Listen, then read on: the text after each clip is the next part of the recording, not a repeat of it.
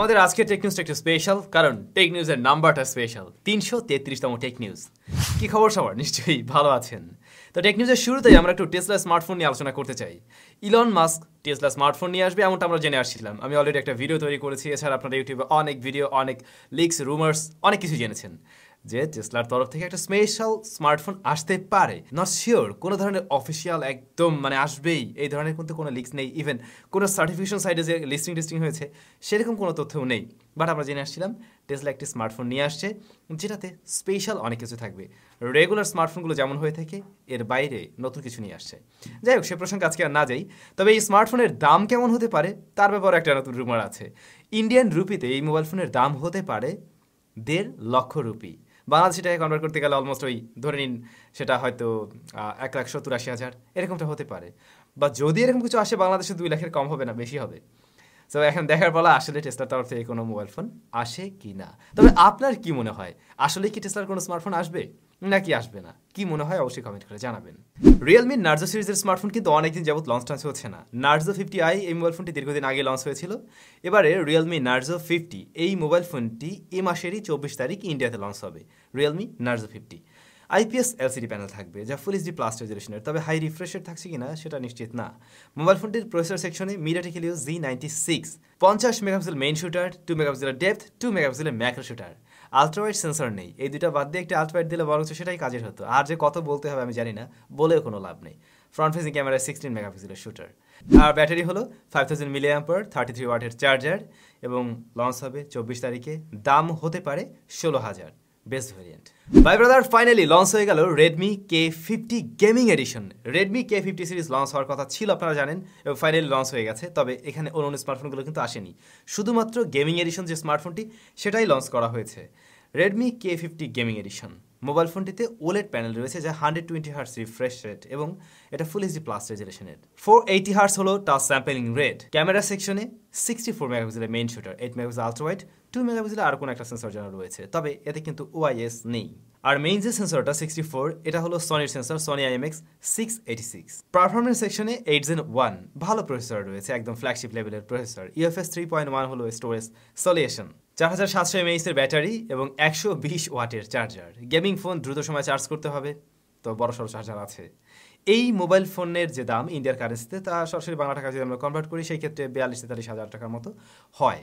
বাংলাদেশে হয়তো আনঅফিসিয়ালভাবে এই মোবাইল ফোন চলে আসতে পারে। তবে এই মোবাইল ফোনটাই গ্লোবাল মার্কেটে কিন্তু লঞ্চ হবে পোকোর ব্র্যান্ডিংয়ে, পোকো F4 GT।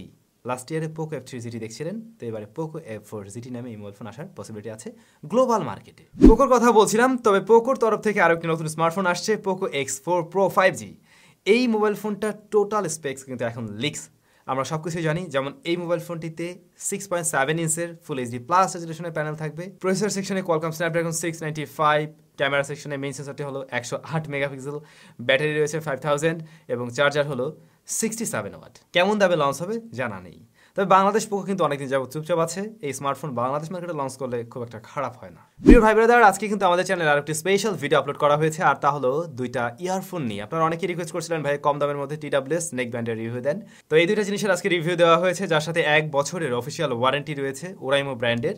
ভিডিও ডেসক্রিপশনে লিঙ্কটা দেওয়া থাকলো, যাদের প্রয়োজন অবশ্যই দেখে নিতে পারেন। Xiaomiর upcoming foldable device Mix Fold 2 স্মার্টফোনটি এই যে 2022-এর Q2 মধ্যেই লঞ্চ হওয়ার কথা আছে, তবে নির্দিষ্ট করে ডেট জানা যায়নি। আর কি নিয়ে আসবে সেটাও আমরা এখনো ক্লিয়ার না। 8 Gen 1 SoC দিয়ে আসার পসিবিলিটি আছে, আর শুনছিলাম যে আন্ডার ডিসপ্লে ক্যামেরা থাকবে এতে। গতকালকে টেক নিউজে কিন্তু আমরা মিডিয়াটেক নিয়ে কথা বলছিলাম যে মিডিয়াটেক ডে বাই ডে ভালো করছে।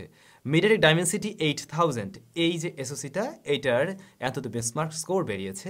স্কোরটা দেখুন, বেশ ভালো স্কোর করতে পারছে, কিন্তু তবে কোন স্মার্টফোনের সাথে সেটা জানা যায়নি, তবে বেশ ভালো স্কোরই বলা যায়। Oppo Find X5 এ মাসের 24 তারিখে লঞ্চ হবে। Oppo Find X4 আসার কথা না, 3 পরে তো 4 আসার কথা, কিন্তু আপনারা জানেন চায়নাতে 4 সংখ্যায় কোনো কিছু নিয়ে আসা হয় না। দ্যাটস ওয়াই তারা ডিরেক্টলি এক লাপে 5-এ, যেমনটা কিনা আমরা ROG ফোনের ক্ষেত্রেও দেখেছিলাম যে ROG 3 পরে কিন্তু 5, বাট 4টা আসেনি। ঠিক তেমনিভাবে Oppo Find X5 আসছে এ মাসের 24 তারিখে। Oneplus CE2 স্মার্টফোনটি আজকে ইন্ডিয়াতে লঞ্চ হচ্ছে। আমি যখন ভিডিওটা রেকর্ড করছি এই মুহূর্তে এখনও লঞ্চ হয়নি, তবে এই মোবাইল ফোন কী নিয়ে আসবে, দামটা কেমন হতে পারে সে ব্যাপারে আমরা জানি। জাস্ট একটু মিলিয়ে দেখবেন আমরা টেক নিউজে যেটা বলছি আসলে এই দামে আসলো কিনা। আমরা যতটুকু জানি 24,000 রুপিতে এটা লঞ্চ হওয়ার কথা আছে, মানে বেস্ট ভ্যারিয়েন্টটা। তবে অফার থাকতে পারে। আর এই মোবাইল ফোনটি যা অফার করছে, এতে থাকবে অ্যামোলেড প্যানেল, যা 90 হার্টজ রিফ্রেশ রেটের, মিডিয়াটেক ডাইমেনসিটি 900 এসওসি রয়েছে এখানে। ক্যামেরা সেকশনে মেইন শুটার হলো 64 মেগাপিক্সেলের, ব্যাটারি হলো 4500 এবং 65 ওয়াটের চার্জার দিয়ে আসছে এই স্মার্টফোন OnePlus CE2। হয়তো আমাদের দেশের মার্কেটেও কয়েকদিন পরেই এই স্মার্টফোনটা আমরা পেয়ে যেতে পারি। অফিসিয়ালও পেতে পারেন, আনঅফিসিয়ালভাবেও পেতে পারেন। তাহলে মোটামুটি ছিল এটুকুই আজকে টেক নিউজ। চলে যাব কমেন্ট সেকশনে। আমাদের প্রথম কমেন্টটি করেছেন এমডি রফিকুল ভাই। ভাই, গিভঅ্যাওয়ে অংশগ্রহণ করতে হলে কি কি করতে হবে?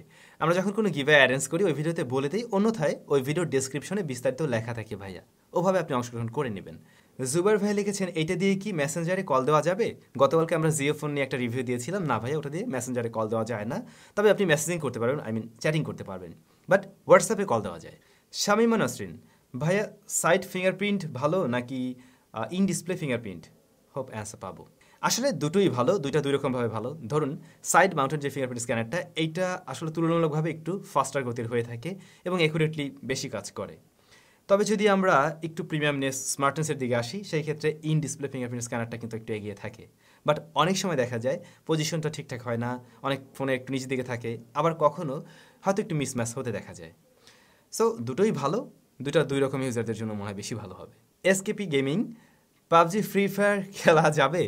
ওই জিও ফোনের ব্যাপারে জানতে চেয়েছেন। না ভাইয়া, পাবজি ফ্রি ফায়ার এটাতে খেলা যাবে না, ছোটো ছোটো গেম রয়েছে সেগুলো খেলা যায়। তাহলে সবাই অনেক বেশি ভালো থাকুন, সুস্থ থাকুন। দেখা হচ্ছে নতুন ভিডিওতে।